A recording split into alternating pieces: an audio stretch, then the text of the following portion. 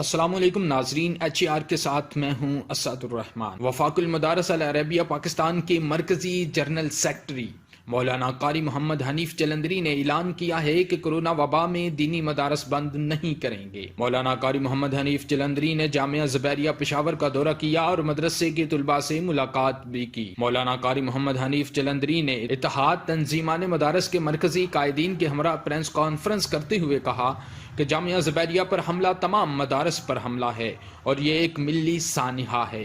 وزیر اعظم عمران خان کو خود یہاں آنا چاہیے تھا، حکومتی رویے کی بھرپور مذمت کرتے ہیں۔ وفاق المدارس العربیہ پاکستان کے مرکزی جنرل سیکرٹری کا کہنا تھا کہ ہم اسلام کے پیرے دار ہیں اور حکومت کو چاہیے کہ مدارس کو مضبوط کرے، دینی مدارس کے کردار کو محفوظ رکھنے کے لیے اپنی جدوجہد جاری رکھیں گے، اس سانحے کے پس پردہ کرداروں کو گرفتار کیا جائے۔ بیرونی سازش کہنے کا حکومتی بیان ناکافی ہے اور اقدامات کی ضرورت ہے۔ قاری محمد حنیف جلندری نے کہا کہ کورونا SOPs کے تحت مدارس بند نہیں ہوں گے کیونکہ تعلیمی اداروں کی بندش کے فیصلے میں وفاق المدارس سے مشاورت نہیں کی گئی۔ انہوں نے مزید کہا کہ اس بارے میں کوئی دوسری رائے نہیں کہ پاکستان تحریک انصاف کی حکومت نااہل ہے۔ واضح رہے کہ منگل 27 اکتوبر کی صبح 8 بجے کے قریب جامعہ زبیریہ میں مولانا رحیم اللہ حقانی مشکات شریف کا درس دے رہے تھے کہ اسی دوران وہاں پر بم دھماکہ ہو گیا جس میں 9 طلباء شہید اور متعدد زخمی ہوئے۔